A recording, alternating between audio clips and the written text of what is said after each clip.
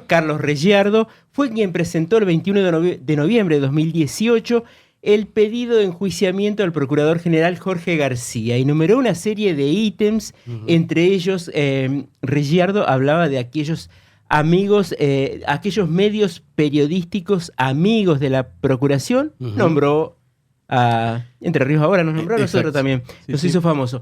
Hoy se conoció la decisión del jurado de enjuiciamiento de rechazar este pedido de Yuri al procurador, desestimó las denuncias. Estábamos leyendo además el Ujú. descargo que hizo el procurador García y lo ninguneó a Reggiardo, ¿no? Ujú. Además, por los cargos que hizo contra las dos integrantes de la Cámara de Casación, Marcela Davite y Marcela Badano, lo trató de misógino, de Ujú. ejercer violencia de género. Está en comunicación con la Radio Pública de Paraná el Procurador General Jorge García. ¿Cómo le va? Ricardo Leguizamón, Gonzalo Núñez, lo saludan. ¿Qué tal, Leguizamón? ¿Qué tal, Núñez? ¿Cómo les va? Bien, terminó este proceso raro, ¿no?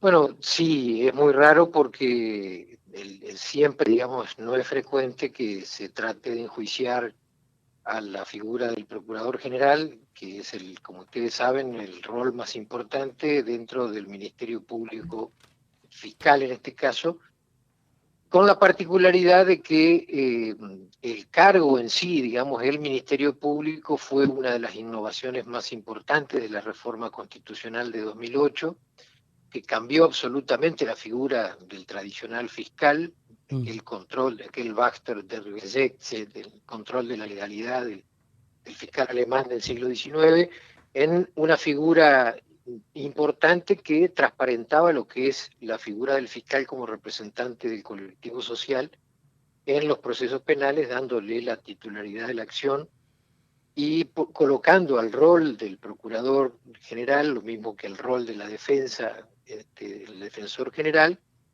como cabezas de los ministerios públicos en una entidad, digamos, autónoma y en cierto modo autárquica, pero dependiendo del Poder Judicial, integrando el Poder Judicial. Entonces, esto daba la particularidad de que en las cuestiones, digamos, propias de las vicisitudes de la reforma, no se había señalado expresamente Ujú. quién era el organismo de la Constitución que iba a enjuiciar al Procurador General o al Ujú. Defensor Sí. General. Ujú. Entonces hay un vacío constitucional allí, porque tampoco está indicado en las leyes, ni en la ley de Ministerio Público, ni en la ley de enjuiciamiento, está indicado cuál es el organismo en concreto. El jury tampoco lo indica. Entonces, bueno, se planteaba, además de la gravedad de que un ciudadano, digamos, o un letrado denuncie al procurador, se daba la particularidad de gravedad institucional de que no se sabía, de acuerdo a la Constitución, cuál era el organismo Ujú. que lo iba a entender, ¿no es cierto? Bueno, Ah, esto ha quedado, de cierto modo, definido hoy con el rechazo, ¿no es cierto? pero va a ser el jurado de enjuiciamiento el que va a juzgar futuras presentaciones contra la figura del procurador. En principio, digamos, las razones que se dieron, hay dos votos en disidencia que siguen manteniendo la idea que debe ser el juicio político. Ujú. Los miembros del jury de enjuiciamiento interpretaron, los miembros restantes, ¿no es Ujú. cierto? Los cinco restantes interpretaron que debía ser el jury de enjuiciamiento. Esto es una de las interpretaciones, ¿no es cierto? ¿Para usted Puede queda ser saldado que esto o no? Con esta no, decisión. no, No no, queda no, saldado. yo creo que no queda saldado, queda un hueco interpretativo. Imagínese que en otra situación, digamos, no en el caso mío, que yo ya Ujú. estoy, como ustedes saben, estoy más cerca no digo del ARPA porque no tengo intenciones de No, del morirme, pero retiro, sí digamos, en todo caso. del retiro. Ujú. Pero en los casos institucionales uno nunca piensa en uno, ¿no es cierto? Ujú. Siempre piensa, es muy probable que esto deba ser zanjado por una ley interpretativa, porque se podría dar el caso ante una presentación de alguien en contra del procurador o del defensor general, que la presentación se hiciera ante el juicio político, ante la Cámara de Asuntos Constitucionales que entiende esta cuestión y que ellos también se declararan competentes. Ujú. Con lo cual estaríamos en el mismo supuesto. Es decir, yo como hice en el descargo que ustedes tienen, gracias a que salió hoy la decisión, yo pude publicar, digamos, subir a la página nuestra el descargo que nosotros hicimos, porque no lo quería hacer público. A usted le consta porque Ujú. varias veces he intentado con perseverancia conversar de estos temas, y yo le pedía que hasta que no saliera esto no habláramos, ¿no? Pero Además de una respuesta con tono académico, como suele hacer usted, eh, hay cierto trato respecto de cuál es la figura del denunciante de Regiardo. Usted dice que no tiene ninguna trayectoria en el derecho penal, que no se lo conoce en los tribunales demasiado. Pero además, usted plantea quienes como el denunciante en relación a Regiardo y los coautores que se emboscan detrás creen que el subsistema político del manejo perverso de medios de difusión adicto pueden regir o direccionar la comunicación. Por primera sí, vez se exacto. dice que el escrito lo firmó Regiardo, pero que es un escrito coral, digamos que intervinieron varias manos. ¿Quiénes supone usted que intervinieron en esta presentación? No, mire, si yo supiera quiénes son o tuviera probabilidades, hubiera hecho las acciones pertinentes en el caso de la privacidad o del honor. Ujú. Esto es una especulación con bastante de asidero. Paraná sigue siendo, yo por ahí lo digo en el Ujú. descargo, Paraná sigue siendo la ciudad donde yo nací hace muchísimos años, y donde los contactos segmentados de rol, anonimizados de la sociedad de roles, conviven con la comunicación face to face, con la comunicación entre individuos, en donde todos sabemos qué es lo que pasa, todos sabemos quién es quién vino con una bicicleta y al cabo de los años apareció enriquecido. Y nosotros, como yo lo digo allí en el Ministerio Público Fiscal, sobre todo en delitos de corrupción, nosotros tenemos millones de datos que vienen permanentemente desde las internas, desde los distintos sectores Ujú. políticos, donde nos vienen a contar una cantidad de cosas que nosotros tenemos que filtrar. Ujú. Claro. Por eso da la paradoja, que yo lo señalaba con unos colegas suyos hace un tiempo bastante largo, daba la paradoja de que esta denuncia de Yuri, que tiene muchos ítems, estaba preparada hace muchos años. Estaba preparada hace varios años cuando todos estos sectores que yo señalo decían que nosotros, el Ministerio Público Fiscal, encubría al gobierno anterior. Ujú. Lo gracioso es que al variar las circunstancias, lo que nosotros hacemos permanentemente, ¿no? Ujú. Que es investigar cada caso con seriedad, dio la pauta de que parecía que lo estábamos persiguiendo a los gobiernos que antes supuestamente encubrían. Ujú. Es García. decir, siempre, Ujú. siempre hay una motivación subyacente que en realidad no entiende esto de que el Poder Judicial se maneja por los datos normativos, Ujú. no Ujú. se maneja por el subsistema de la política ni el subsistema de los medios. Ujú. Por eso a ustedes les suena ridículo esto de los medios amigos que señalaba usted al principio, ¿no? Ujú. Ujú. Nosotros no tenemos medios amigos ni enemigos, simplemente manejamos los datos con la seriedad y con respeto absoluto a las garantías constitucionales, y las causas se van tramitando, van siendo elevadas a juicio, se logrará la condena o no, de acuerdo a lo que den las pautas legales, Ujú. no García. un determinado color político Ujú. o una determinada figura. Es muy Ujú. poco, permítame agregar Sí. esto respecto de la figura del letrado. Yo lo que señalaba en la presentación es que nunca lo he visto en mi vida, Ujú. Ujú. no lo conozco, ni siquiera sé de su actuación porque nunca actúa en lo penal, Ujú. por lo menos no ha actuado en el ámbito donde nosotros hemos estado. ¿Cree Entonces, que... Ajá. Sí, sí. se referían hasta cuestiones personales Ujú. que es imposible que conocieran, ¿no es cierto? ¿Cree que la acción que presentó Regiardo tiene que ver con que usted haya integrado aquel tribunal que juzgó y terminó condenando a Domingo Daniel Rossi? Mire, yo la verdad que eso habría que preguntárselo Mm, al interesado. Yo tampoco conozco al señor Rossi, la única vez que lo vi fue cuando lo juzgamos en aquella causa y condenamos a él como, porque había pruebas, por supuesto, como condenamos a una cantidad de casos particulares de corrupción, mm, como Yedro, como Mori, como todas las causas que se han investigado y que se están investigando por delitos contra la administración pública. mm. ¿Cree Pero no que tengo ninguna ujú, cuestión particular con nadie. en los últimos meses hubo un ataque al Ministerio Público Fiscal de parte de algunos sectores del derecho, algunos abogados que están defendiendo algunas causas, algunos imputados en causas por corrupción? ¿Hay una animosidad para no atacar al Ministerio Público Fiscal y a la independencia, en todo caso, de la Fiscalía? Mire, yo creo que allí hay cierta... Yo soy muy respetuoso del derecho de defensa. Creo que todos los abogados defensores no están comprometidos con la verdad, no tienen que estarlo, tienen que estar comprometidos con la mejor suerte de sus defendidos. Reclamamos sí un fair play, un debate procesal que sea de los mejores argumentos en el marco de respeto. Nosotros no vamos a abandonar ese marco de respeto, porque creemos que lo que hacemos es absolutamente respetuosa de la ley, pero sí con mucho énfasis en que los delitos de corrupción tienen prioridad para el Ministerio Público Ujú. Fiscal, y además de eso yo creo sinceramente que esta es una reflexión más de tipo filosófica. No tiene destino la Argentina si la clase dirigente no abandona definitivamente las prácticas de corrupción para hacer política. Ujú.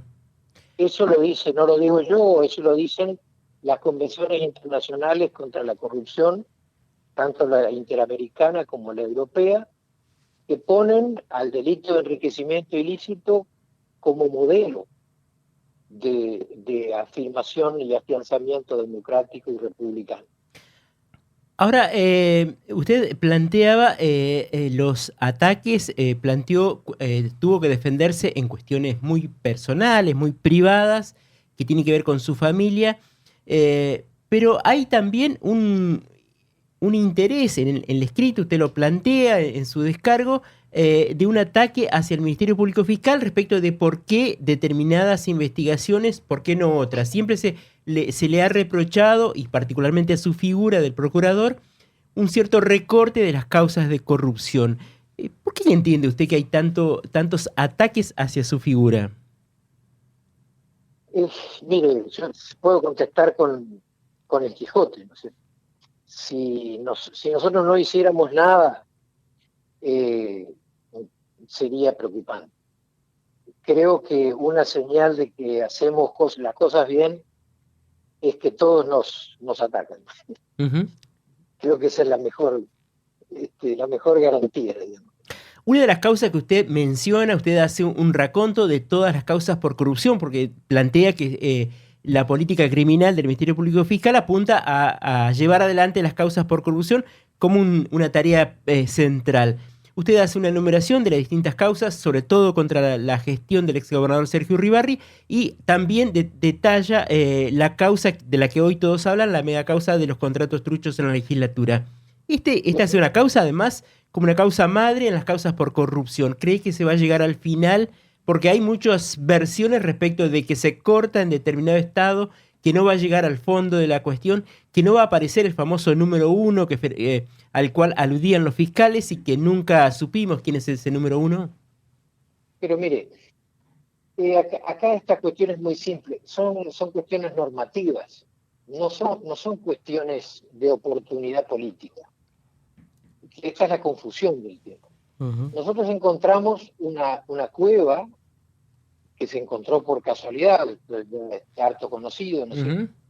Ujú. Una cueva donde se descubrió una asociación ilícita que estaba destinada a contratos, a cobrar contratos simulados, es decir, contratos de personas que no prestaban relación con el Estado y que era inclusive llevado en una especie de management por dos entidades de contadores, ¿no es cierto? Contadores públicos.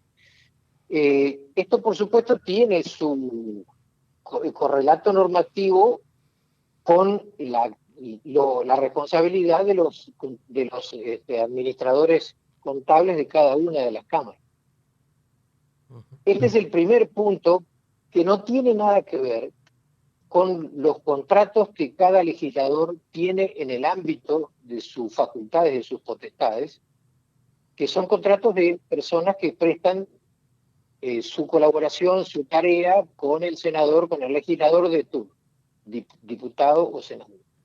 Esta causa no tiene nada que ver con eso, porque las personas que prestan su tarea en contratos con un legislador es responsabilidad de ese legislador y trabajan con ellos.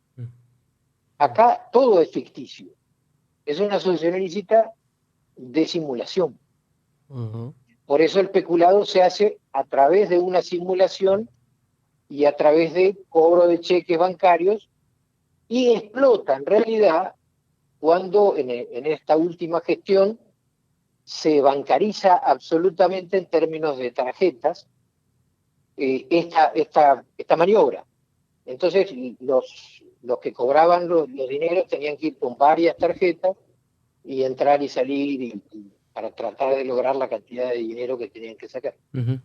García, digamos, este es un conglomerado que culmina en sus normas de competencia con los administradores contables y las autoridades de cada una de las cámaras vinculadas con los contables y el Tribunal de Cuentas que miraba para otro lado en sus auditores que estaban allí instalados. Esta es la primera parte de la causa.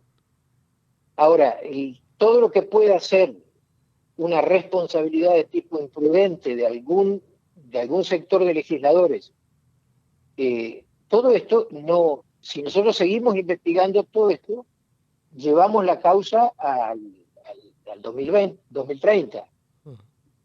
Por eso es que nosotros, esta causa que está absolutamente determinada y absolutamente probada, es la que enviamos a juicio. Una vez obtenida la condena en esta parte de la causa, veremos la responsabilidad de otras personas. Bien. Si no todas las causas donde se investiga el robo de una escoba, tendría que terminar el gobernador acusado. Está bien. Va a haber una primera causa, digamos, va a haber una causa contratos 2. Es probable.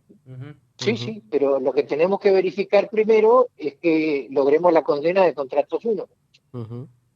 Y ya tienen no tiene ningún sentido. ¿Ya tienen fecha de cierre y de elevación a juicio de esta causa? Que la fecha de elevación a juicio...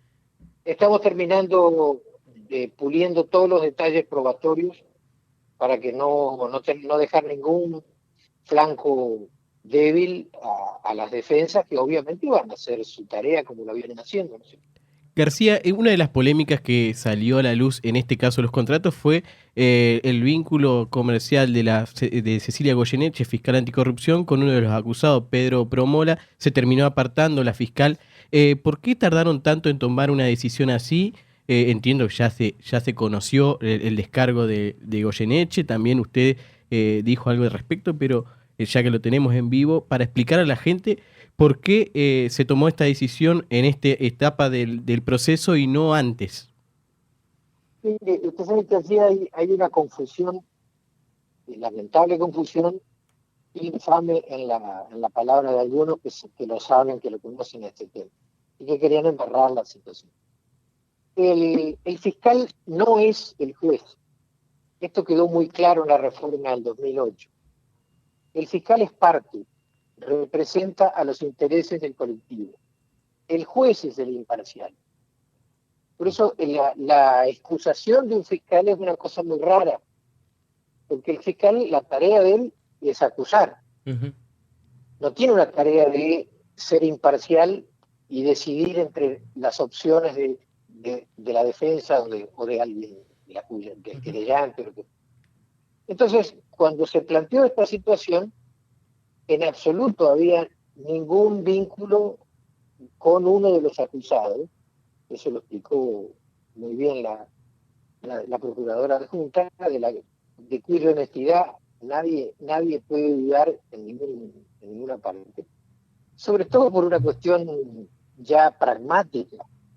Este señor que está acusado va a terminar sus días en prisión, su carrera va a finalizar su carrera profesional, así que hablar de amigo que lo quiere beneficiar en una situación así, donde lo acusó, donde le allanó el estudio contable, donde nunca más va a poder ejercer una profesión, etcétera, es un poco gracioso.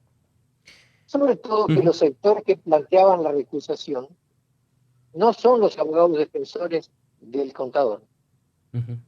Sí. Entonces era medio ridículo. Y lo que ocurrió fue otra cosa totalmente distinta.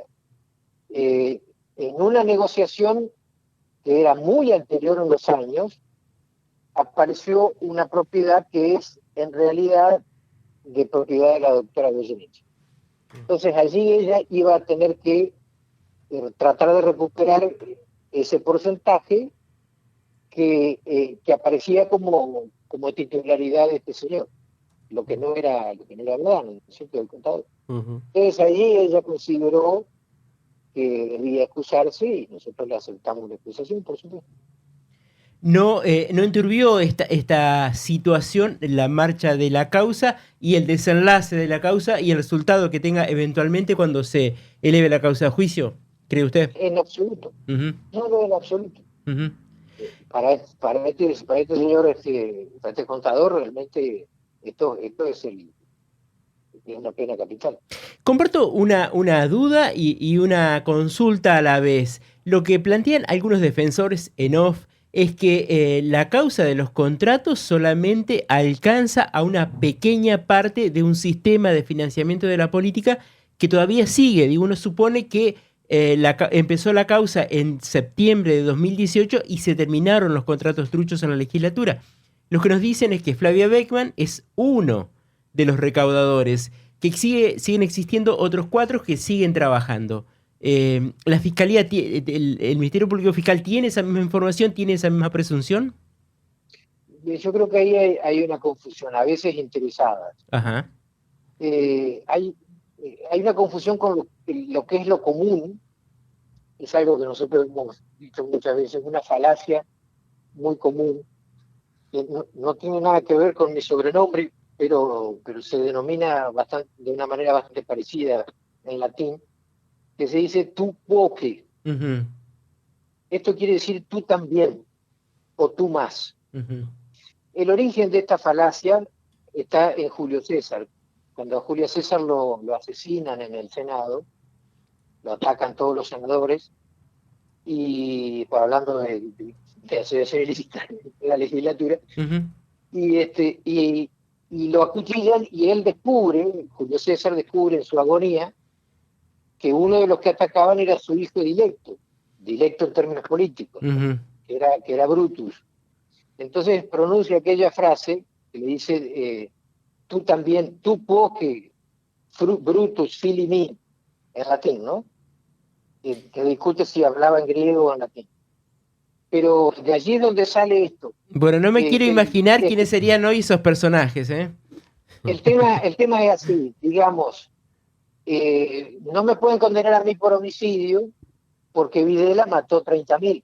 Claro. Entonces, si Videla mató 30.000 y yo maté uno solo, está bien, a mí no me tienen que condenar. Esto es lo que circula en el lenguaje político y quizás a veces en los medios, como diciendo, no, lo de asociación ilícita es menor porque hay otros sistemas de corrupción. Por supuesto, lo que haya y descubramos, lo vamos a investigar igual que a esto. Bien, no hay ninguna atenuación de los responsables, sino simplemente coautoría. Bien. Uno de los temas, de las acusaciones que se le hizo en el planteo que hizo Reggiardo, tiene que ver con las causas relacionadas con la iglesia y de corrupción de menores. Se está desarrollando en Gualeguay el juicio a la monja carmelita del convento de Nogoyá y sorprendió el tono que usó el fiscal Gamal Taleb, que habló ya de graves hechos de violación de los derechos humanos en ese convento y trató de transcribir lo que ocurría bajo la mácula de que se estaba cumpliendo con las constituciones de la orden religiosa. Por primera vez la justicia se mete en un tema que había estado cerrado, jamás habíamos visto una monja sentado en el banquillo. Digo, ¿cómo evalúa este juicio usted? Mire, el ascenso de la discusión sobre igualdad y no discriminación de las personas, sobre todo en el caso de las mujeres o los niños, es indetenible. Uno de los focos que quedaban sin investigarse en esos casos es el ámbito de los sectores de encierro. En el caso de los seminarios, de la paidofilia de la iglesia, que tiene alcance mundial, pero también otras órdenes religiosas, son todos delitos de sometimiento. Y no por casualidad la mujer siempre aparece como víctima, inclusive como víctima cooptada en su libre elección, en su autodeterminación, como estos casos que se engloban en una especie de misticismo, cuando en realidad ocultan una perversión digna de las locuras de los flagelantes del medioevo, pero que es imposible que en el siglo XXI sigamos exhibiendo. Bien. La última consulta para el procurador ya la consultamos el año pasado. ¿Se retira este año, se jubila en 2019? Mire, la idea que yo tenía era irme ahora a fin de 2019. Esta situación de la denuncia, digamos, alteró un poco la idea, porque no quiero dar la imagen de que me retiro a raíz de Yuri, ¿no? ni de la corrida, digamos, de las causas de corrupción. O sea que probablemente cuando las causas de corrupción estén bien encaminadas, mediados del año que viene, hasta ahí aguantaremos. Bien, es optimista el pronóstico, porque las principales causas de corrupción vienen siendo pateadas para adelante, porque, por ejemplo, la causa de la vaca fue elevada, el pedido de elevación a juicio de la Fiscalía fue en marzo de 2018 y el juicio va a empezar, en teoría, a finales de julio. La causa del sueño entrerriano todavía no tiene fecha de juicio. ¿Usted cree que hacia mediados de 2019 ya los juicios van a estar cerrándose? Espero que sí. Si no, vamos a tener procurador hasta 2021 también, ¿no? No creo. La verdad que tengo muchas cosas en la academia atrasadas, el libro escrito por la mitad, muchos compromisos y ganas de dedicarme más a las cosas importantes, a mi nieto, a tocar la guitarra, a cosas. Bien, en ese universo no cabe Carlos Reyardo, ¿no? ¿Quién? Reyardo, el abogado. En ese universo de preocupaciones que tiene hacia futuro no cabe Reyardo. Es que yo nunca lo conocí, no tengo ni idea de quién es, no sé si existe realmente. García, le consulto la última. Esto hoy fue noticia, tanto usted como Rossi. Rossi hoy volvió al poder en Santa Elena. ¿Qué piensa de eso? Mire, yo soy muy respetuoso de la democracia. Por algo en estas ciudades o en los lugares se reelige a una persona que ha sido condenada, que está dentro del artículo 36 de la Constitución Nacional. Es decir, que considera como atentado al orden democrático el delito que conlleva enriquecimiento de los funcionarios públicos, ¿no es cierto? O sea que, bueno, no tengo ninguna cuestión personal con él, a quien, reitero, vi solamente en el juicio en que lo condenamos. Será una responsabilidad de de la dirigencia política de no haber hecho algo mejor que estas personas que han sido condenadas, ¿no es cierto? Pero no tengo más que, si ganó, ganó. Doctor García, gracias por este contacto con la Radio Pública de Paraná. Había sido paciente, fuimos pacientes, esperamos, hoy fue el día. Le agradecemos mucho este contacto. No, gracias a ustedes.